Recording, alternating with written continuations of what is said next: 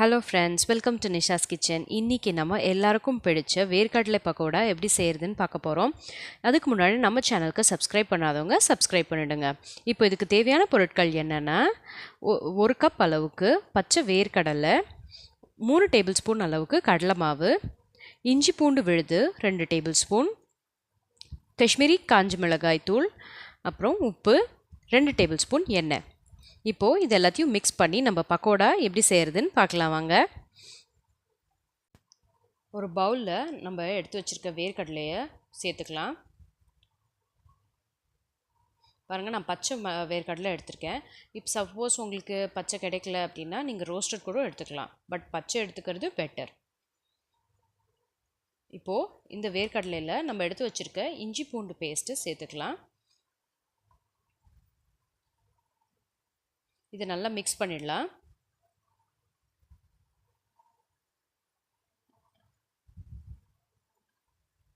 நல்லா பெசரி விட்டிங்கன்னா எல்லா இடத்துலையும் ஈவனாக ஸ்ப்ரெட் ஆகும்.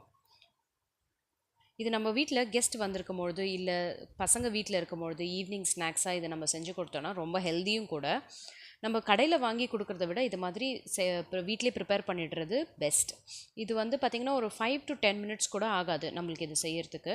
இப்போது காஞ்ச மிளகாய் தூள் சேர்த்துக்கிறேன். நான் ஏன் காஷ்மீரி காஞ்ச மிளகாய் எடுத்துக்கிறேன்னா, நம்ம ஃபுட் கலர் சேர்க்க வேண்டாம். இதுவே கொஞ்சம் கலர் கொடுக்கும் ஃபுட்டுக்கு. ஆர்டிஃபிஷியல் கலர்ஸ் எதுவுமே இல்லாமல் நேச்சுரலாகவே நம்மளுக்கு ஃபுட் கலர் சேர்த்த மாதிரி இருக்கும். காரமும் இது ரொம்ப இருக்காது. இப்போது கடலை மாவு ஒரு டேபிள் ஸ்பூனாக நான் சேர்த்துக்க போகிறேன். ஃபஸ்ட்டு கொஞ்சம் சேர்த்து பிசைஞ்சிட்டு கன்சிஸ்டன்சி பார்த்துக்கிட்டு அதுக்கப்புறமா தேவைப்பட்டால் சேர்த்துக்கிற மாதிரி பார்த்துக்கலாம்.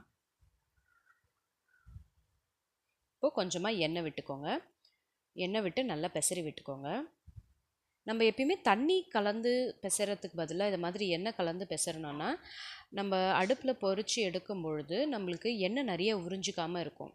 தண்ணி சேர்த்தோன்னா நிறைய எண்ணெய் உறிஞ்சிக்கும். இது மாதிரி எண்ணெய் சேர்த்தோன்னா இந்த எண்ணெயிலே அது குக் ஆகிடும் நல்லா.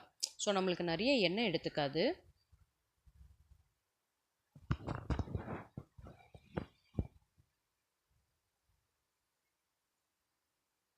ஒரு 2 to 3 ட்ராப்ஸ் அளவுக்கு நான் தண்ணி சேர்த்துக்கிறேன். அந்த மாவு நல்லா மிக்ஸ் ஆகிறதுக்காக ஒரு 2 to 3 ட்ராப்ஸ், ரொம்ப கிடையாது, ரொம்ப லைட்டாக தண்ணி சேர்த்துக்கலாம். இப்போ இன்னும் கொஞ்சம் கடலை மாவு, இன்னும் 1 டேபிள் ஸ்பூன் கடலை மாவு சேர்த்துக்கிறேன். இது ஒரு ஏர்டைட் கண்டெய்னரில் நம்ம எடுத்து வச்சுக்கிட்டோன்னா நம்மளுக்கு 1 வாரம் ஆனாலும் கெட்டு போகாமல் இருக்கும். இன்னும் கொஞ்சம் காஞ்ச மிளகாத்தூள் சேர்த்துக்கிறேன். நல்லா மிக்ஸ் பண்ணி விட்டுடலாம்.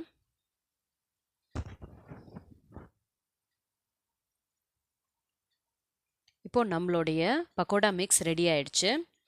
இது ரொம்ப சிம்பிள் தான். நம்ம அரிசி மாவு, கார்ன்ஃப்ளவர் சேர்க்கணுன்ற அவசியம் இல்லை. இதுவே போதும். இதுவே நம்மளுக்கு க்ரன்ச்சியாக இருக்கும்.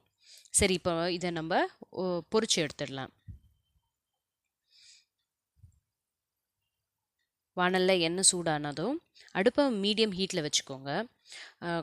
சூடாகிற வரைக்கும் ஃபுல்லில் இருக்கட்டும். சூடானதுக்கப்புறமா மீடியம் ஹீட்டில் வச்சுடுங்க. இப்போ எண்ணெய் சூடாயிடுச்சு. நம்ம பக்கோடாவை எண்ணெயில் பொரித்து எடுத்துடலாம். போடும்பொழுது இதை மாதிரி பிரித்து போட்டிங்கன்னா தனித்தனியாக உதிரியாக இருக்கும். அப்பயும் 1 2 ஒட்டிக்கும். அது நம்ம வேகும் பொழுதே பிரித்து எடுத்துடலாம்.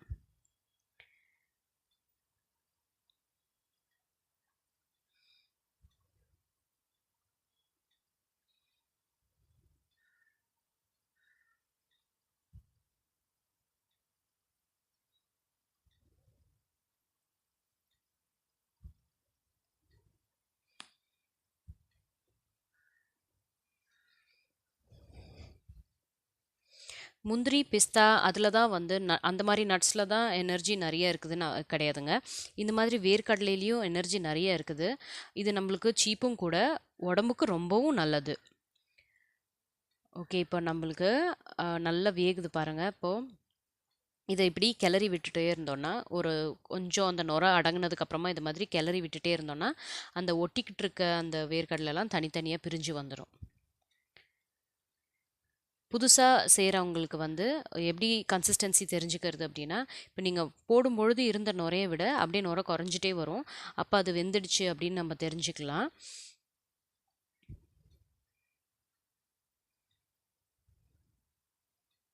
பாருங்கள், இந்த மாதிரி பிரித்து பிரித்து விடும்பொழுது அது தனித்தனியாகிடும், நம்மளுக்கு ஒன்றா ஒட்டி கெட்டு இருக்காமல் இருக்கும்.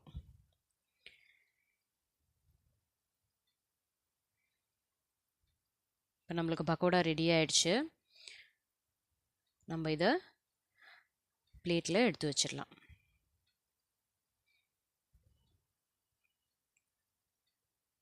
பாருங்க, நம்மளுக்கு ஒரு 5 மினிட்ஸ் தான் ஆச்சு இது செய்யறதுக்கு.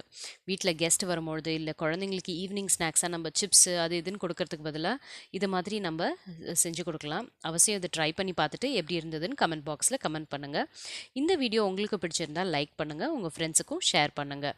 நம்ம சேனலுக்கு சப்ஸ்கிரைப் பண்ணாதவங்க மறக்காமல் சப்ஸ்கிரைப் பண்ணிவிடுங்க. தேங்க்யூ.